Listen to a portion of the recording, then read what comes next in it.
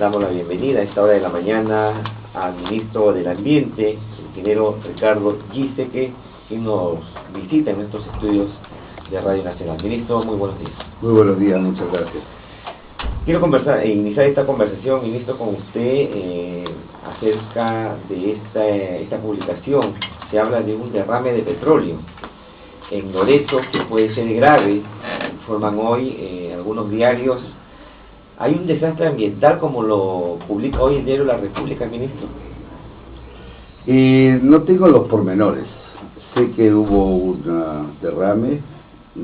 Tengo la impresión, le digo solo la impresión, estoy esperando más informes, de que ha sido un derrame básicamente en tierra. Usted sabe que la principal preocupación es los derrames que han habido y que afectan directamente los cursos de agua. Pero también he sabido que existen algunos de estos, vamos a llamar entre comillas, atentados en los que aparentemente se genera algún daño en el ducto de petróleo, vamos a llamarlo así, disque para conseguir algún tipo de trabajo, ¿no? De manera que yo espero que en las próximas horas tengamos una idea más precisa al respecto. Este es uno de los temas que justamente llaman la atención respecto a las cosas que hemos venido diciendo. No existe una autoridad ambiental en el país, existen 16 o 17. Y en este caso, desde el punto de vista estrictamente legalista, uno vuelve a mirar y dice, es que esto es un problema. La autoridad ambiental en petróleo resulta ser el ministro de Energía y Minas. Lo cual no debería ser, es obvio. La pregunta suya demuestra que hay un sentimiento de sentido común que dice, si hay un daño ambiental, ¿dónde está el ministro del Ambiente que nos explique qué está pasando?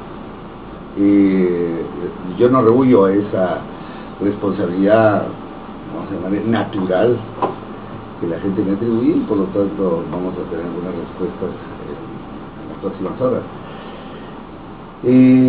Pero esto pues trae otra vez de nuevo, por lo menos a mi mesa de discusión, que tenemos por delante algunas reformas de carácter estratégico en el sector ambiental.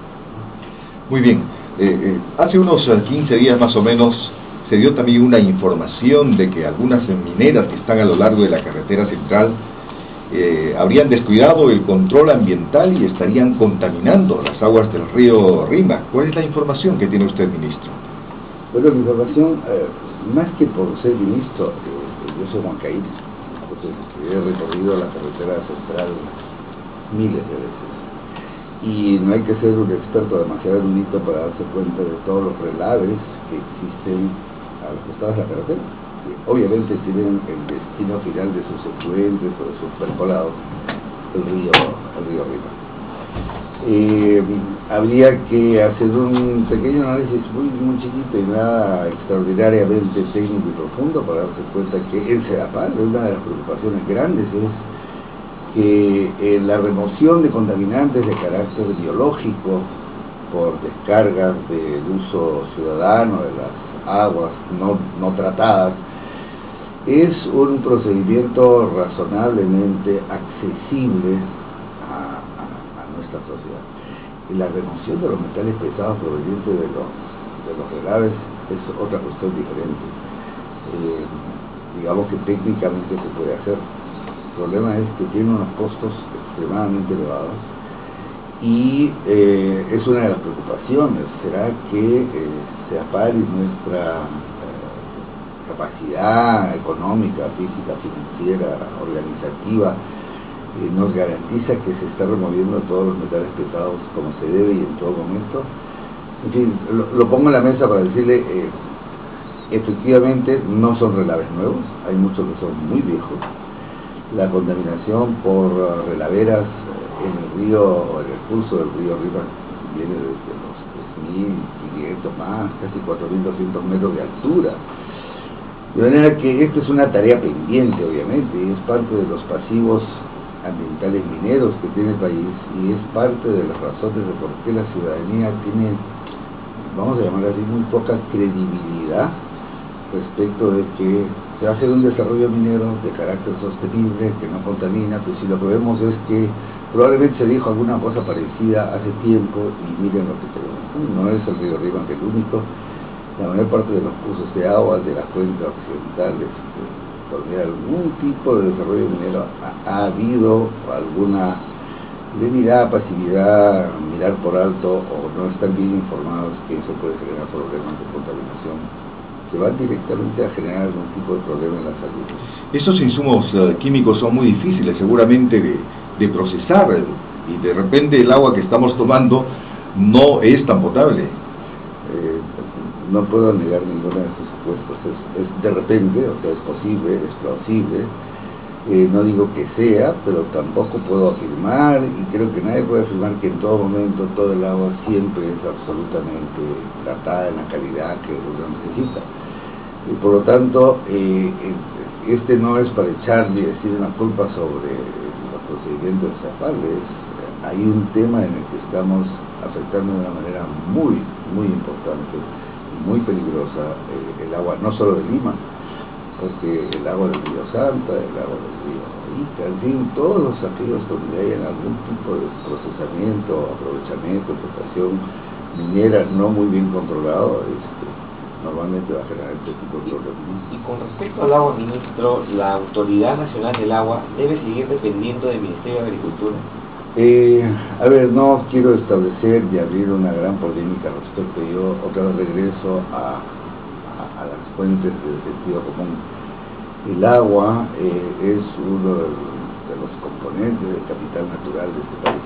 Por lo tanto, no creo que sea razonable que esté en manos de un sector que lo usa, porque eventualmente también tiene una especie de comportamiento de juez y parte que le quita un poco de credibilidad respecto de cómo funciona. Pero además, en el caso concreto y específico de la entidad que se llama en el Perú Autoridad Nacional del Agua, ANA, en su ley de creación hay un artículo específicamente que dice que en la medida que el Ministerio de Ambiente esté terminado de organizarse, esto data del año 2009, y podrá ser adscrito al Ministerio de Ambiente, de manera que creo que desde el punto de vista operativo es un tema razonablemente directo, pero creo que también es importante saber por qué se puso esa ley. Con respecto a los conflictos sociales, ministro, ¿qué pasos se están dando para no volver a estos momentos dramáticos como en Puno, por ejemplo, en el sur del país, cuando prácticamente el país se vio amenazado por la violencia en esta zona? A ver, creo que es muy importante los aspectos de la conflictividad social una vez desatado el conflicto, una vez puesto sobre la mesa. El Ministerio de Ambiente tiene que cerrar filas detrás de la organicidad que trata el tema de conflictos desde la PCM, porque es un tema multisectorial de aproximación de varios para resolver un tema. Pero esto es una vez declarado el incendio. El Ministerio de Ambiente, nosotros vemos, y lo hemos discutido así, más la tarea en la prevención. Fíjense que tenemos una ley de consulta previa en el Congreso, aprobada en mayo del 2011, que fue enviada al Ejecutivo para su promulgación, con amplio consenso, aprobada por la bancada, en fin, por la sociedad civil, por las poblaciones directamente afectadas. Y el Ejecutivo lo tuvo buen tiempo, le hizo observaciones y lo devolvió. En este proceso, que no he seguido muy al detalle, tengo entendido que esta ley fue devuelta entonces al Congreso, el Congreso la volvió a revisar, me parece que hubo aportes de parte de la Defensoría del Pueblo, tratando de buscar un camino medio entre la ley aprobada en el Congreso y las observaciones del Ejecutivo. En realidad, yo tengo la impresión de que debemos insistir y debemos hacer todas las tratativas para que la insistencia en el Congreso sobre la ley ya aprobada salga de una vez. Esto es algo en lo cual han trabajado también las poblaciones indígenas y las asociaciones y las organizaciones civiles de esta población, y por lo tanto este es un tema fundamental en prevenir nuevos conflictos, pues que esto era un tema en el cual se había llegado a un consenso. Existe la homosexualidad de la OIT, existe alguna actuación de parte del Tribunal de Garantías Constitucionales que establece que debería ya de aplicarse la ley. Por lo tanto, el no hacerlo es ni más ni menos una forma de generar un ambiente, ponerle todos los parámetros necesarios para que allí se empiece a generar un conflicto. Tenemos inmediatamente al costado el tema de la ley de forestal y fauna, que fue prácticamente firmada, entregada y publicada en los finales del gobierno, o de finales, yo creo, me parece que fue la última semana. Y es una ley que también afecta básicamente a las poblaciones estas, con las cuales se quiere poner en práctica el principio fundamental de la consulta previa. Es una ley que, si bien es cierto, tenía muchas consultas para sacar la ley, no ha tenido una consulta previa como tal dentro del marco de la consulta previa, y por lo tanto yo creo que habrá que hacer lo necesario para que esta ley pase pues su proceso de consulta previa también, de manera que ahí hay una segunda cosa. Tercero, hay una ley que se llama la ley Corina, no sé si ustedes tienen o han podido revisar en el peruano. Esta ley ha salido promulgada finalmente también en los últimos días del gobierno. Es una ley que ya había sido aprobada, me parece, en el Congreso allá por el año 2008, y trata del tema de la bifurcación o extracción de aguas del río Marañón y del río Guayaga para procesos de irrigación a la costa. A mí me parece que esto es absolutamente inconveniente. Es una ley que declara de necesidad y utilidad pública, algo que nadie conoce, ni siquiera conocen ustedes en Radio Nacional, y mucho menos la representación nacional. Es decir, estas son las cosas que generan y van generando el clima de conflictividad de aquí en adelante.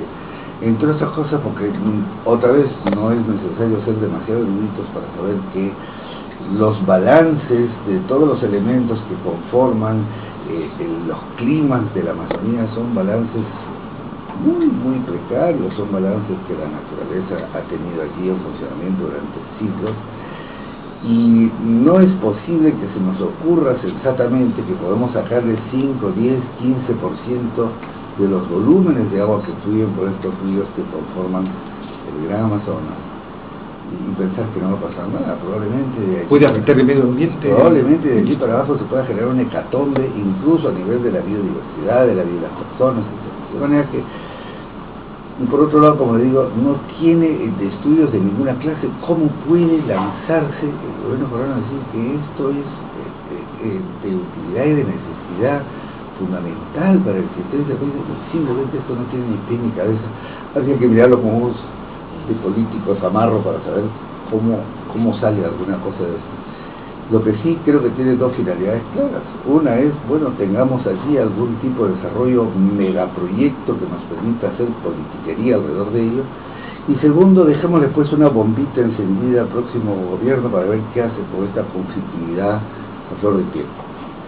Entonces, para responder más concretamente a su pregunta, ¿qué hacemos con la conflictividad enorme que tenemos en el país? Puno, el norte, Cajamarca, en realidad no importa dónde usted ponga el dedo, hay algún tipo de reclamación en camino, Tía María, la zona de Moqueo, en fin. Nosotros vemos que el Estado y los temas de medio ambiente se constituyen un factor de la problemática, porque no están tratados para ver qué hacemos para justamente prevenir la aparición de conflictos. Y no se puede hacer esto, entre otras cosas, porque tampoco es la autoridad ambiental, la autoridad ambiental pues, la autoridad ambiental en ingeniería, la autoridad ambiental en energía, la autoridad ambiental en transporte, la autoridad. Entonces, este es un tema en el cual la lógica de las partes demuestra que no es la lógica del mundo. ¿Y cuál es, ministro, la posición de este gobierno con el tema de los productos transgénicos?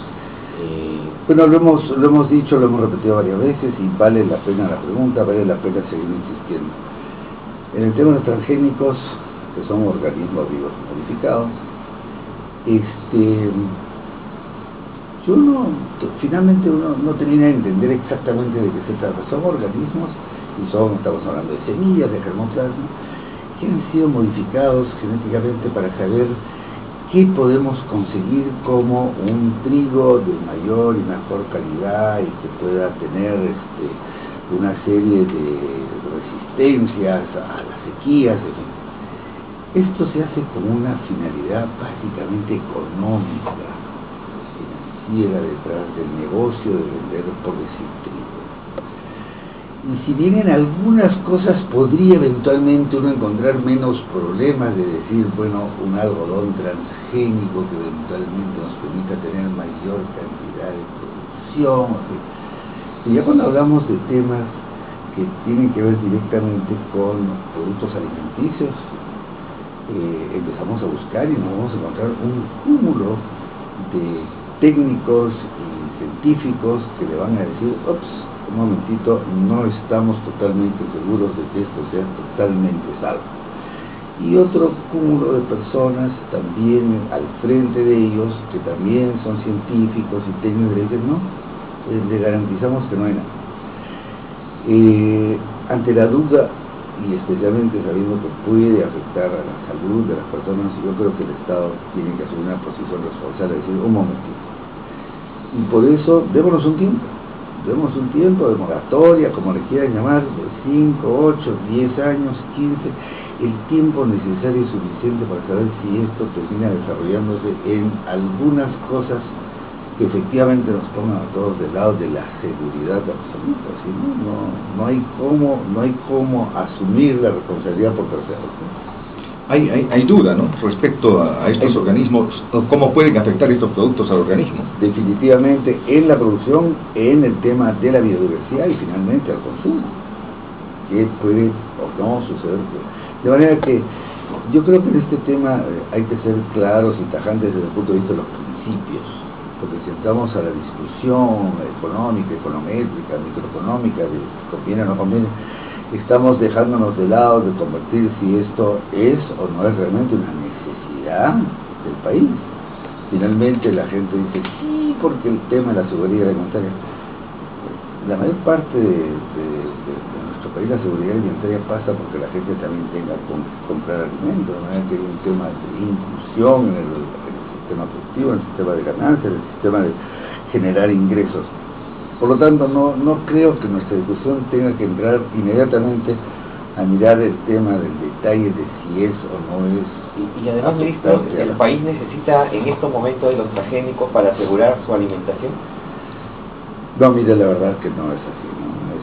Este tema no es así, no es que en el país falte alimentación. Yo creo que en el país los siglos de poblaciones que han habido aquí, andina y andiramazónico, han resuelto siempre ese problema mediante justamente la diversidad. Los efectos extremos de la naturaleza en el tema de los climas, por heladas o por lluvias gigantes, etcétera, ha sido resuelto con la diversidad también de sentidos que utilizaba cada una de las organizaciones de nuestros antepasados, y no se sembraban monocultivos solo de papa o solo de agua.